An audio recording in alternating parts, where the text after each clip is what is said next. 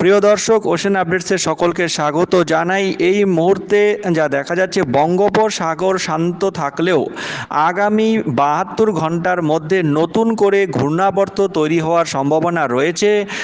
বাংলাদেশের স্থলভাগের কাছাকাছি এই ঘূর্ণাবর্ত তৈরি হবে, তবে অতটা শক্তিশালী হবে না।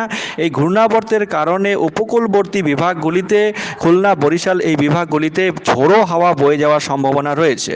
এবং এই ঘূর্ণাবর্তের কারণে আগামী 1 তারিখ থেকে 1 তারিখ রাত থেকে 30 তারিখই বলা যেতে পারে, 30 তারিখ মধ্যরাত থেকে 1 তারিখ, 2 তারিখ এবং 3 তারিখ থেকে শুরু করে একদম 6 তারিখ পর্যন্ত ভারী থেকে অতি ভারী বৃষ্টিপাত হওয়ার সম্ভাবনা রয়েছে বাংলাদেশের প্রায় সমস্ত বিভাগেই।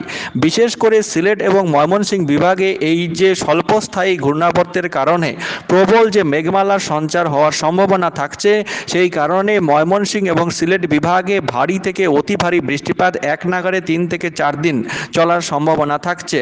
এবং ঘূর্ণাবর্তটি যা দেখা যাচ্ছে, আগামী 4-5 তারিখে প্রবল শক্তি অর্জন করার সম্ভাবনা রয়েছে এবং এটি ঘূর্ণাবর্তের আকারেই থাকবে, লঘুচাপ বা নিম্নচাপে রূপান্তরিত হবে না।